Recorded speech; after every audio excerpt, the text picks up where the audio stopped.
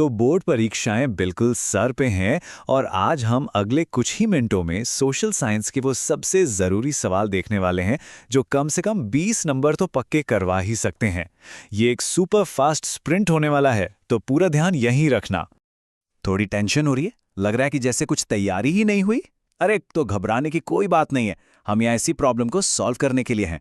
बस हमारे साथ अंत तक बने रहिए और देखिएगा कि कॉन्फिडेंस कैसे बढ़ता है। तो ये रहा हमारा आज का रोड मैप। हम सोशल साइंस के इन 4 पिलर से सबसे ज़रूरी कॉन्सेप्ट्स को समझेंगे और हाँ, लास्ट में कुछ बहुत काम की एग्जाम स्ट्रैटेजीज पर भी बात करेंगे। चलिए बिना देर किए शुरू करते हैं। सबसे पहले शुरुआत करते हैं इतिहास से। यहाँ हम भारत की आज़ादी की नींव रखने वाले 2 बहुत ही ज़रूरी आइडियाज़ और घटनाओं को देखेंगे जो एग्जाम में अक्सर आते हैं और हमें बताते हैं कि हमारा आज का भारत कैसे बना। तो पहला और सबसे ज़रूरी सवाल है सत्याग्रह के बारे में। ये गांधी जी के दर्शन का कोर था, लेकिन इसका असल मतलब है क्या? ये सिर्फ कोई धरना या भूख हड़ताल नहीं है, इससे कहीं ज्यादा गहरा है। सत्याग्रह यानी सत्य के लिए आग्रह। इसका मतलब है कि अगर आपका मकसद सच्चा है और आप अन्याय के खिलाफ लड़ रहे हैं तो आपको किसी भी तरह की फिजिकल फोर्स की जरूरत नहीं है। ये बिना कोई हथियार उठाए जुल्म करने वाले की आत्मा को जगाने का एक तरीका है।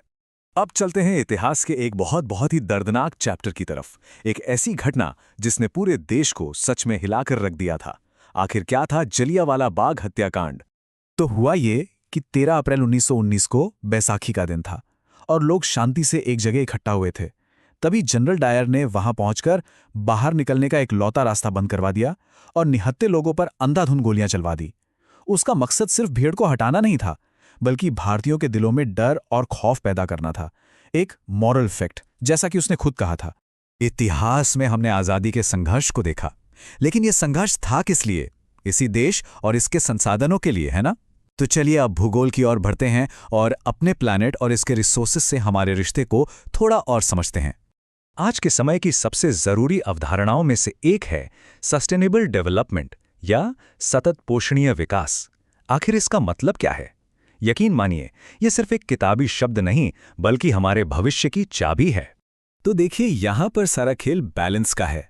डेवलपमेंट ऐसा हो कि हमारी आज की जरूरतें भी पूरी हो जाएं, लेकिन हमारे पर्यावरण को कोई नुकसान न पहुंचे, ताकि आने वाली जनरेशन्स भी अपनी जरूरतें पूरी कर सकें।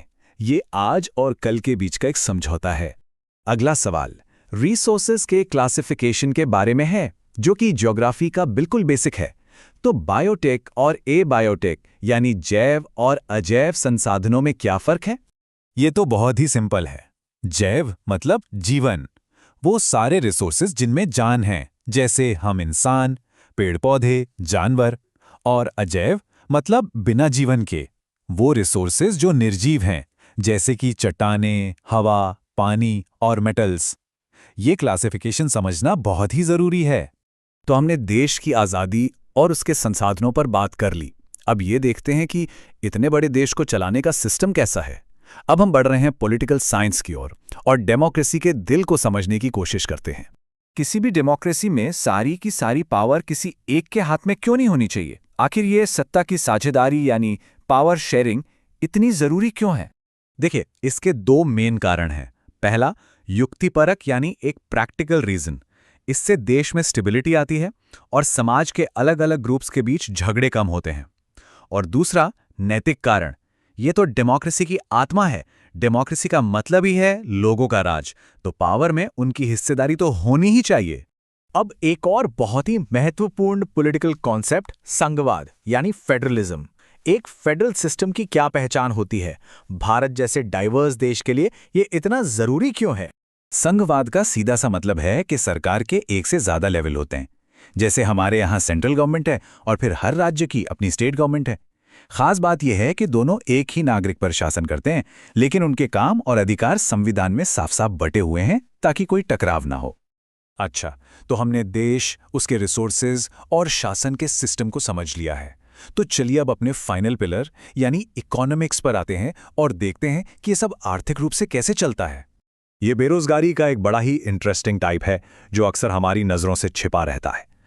तो ये प्रच्छन्न या छिपी हुई बेरोजगारी क्या चीज़ है और ये चिंता की बात क्यों है? इसको ना एक छोटे से एग्जाम्पल से समझते हैं। मान लीजिए एक खेत पर काम करने के लिए 5 लोगों की जरूरत है, लेकिन वहां परिवार के 8 लोग काम कर रहे हैं। तो वो जो 3 एक्स्ट्रा लोग हैं वो काम करते हुए तो दिख रहे हैं, पर उनके होने या ना होने से टोटल प्रोडक्शन पर कोई फर्क नहीं पड़ता। मतलब उनकी प्रोडक्टिविटी 0 है। बस इसी को प्रच्छन्न बेरोजगारी कहते हैं। हमारा आखिरी मेन सवाल, हम सब हर दिन पैसे का इस्तेमाल करते हैं, लेकिन इकोनॉमिक्स की भाषा में इसके मीडियम ऑफ एक्सचेंज होने का क्या मतलब है?